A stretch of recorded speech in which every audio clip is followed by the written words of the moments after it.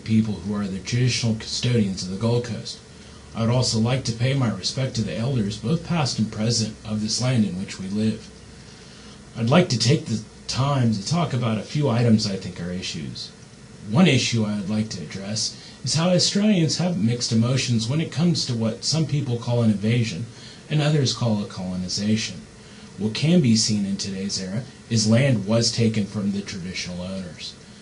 The first people, if not living in contemporary-style housing or towns, can be seen in smaller communities instead of roaming the land in their own way in locations like their ancestors did. Another area some Australians can see injustices are areas like Movie World. The U.S.-owned company flies many flags.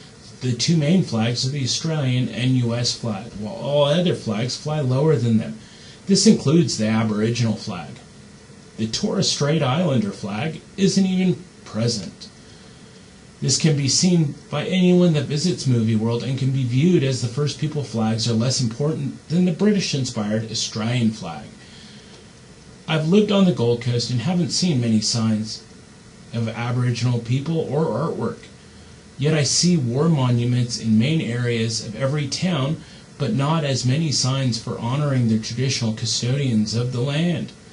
This can be a sign of cultural bias and even reinforce indirect discrimination by not respecting the land and the cultural backgrounds of our Aboriginal and Torres Strait Islander peoples. I moved here 11 years ago and knew nothing about Aboriginal and Torres Strait Islander people. After being in Australia a while, all I heard was negative comments when the topic of First Peoples came up. It was making me think a lot of Caucasians were racist. After being here 6 months, I started working out west, where I work with a couple of people of Aboriginal descent, and I found they were really good and just like us. I found out a lot about Australian history through them and how others lived in communities. I felt I knew a lot before coming to this class, but this class has actually showed me so much more. In a way which the First People were treated and thought about in public and by the government makes me sick.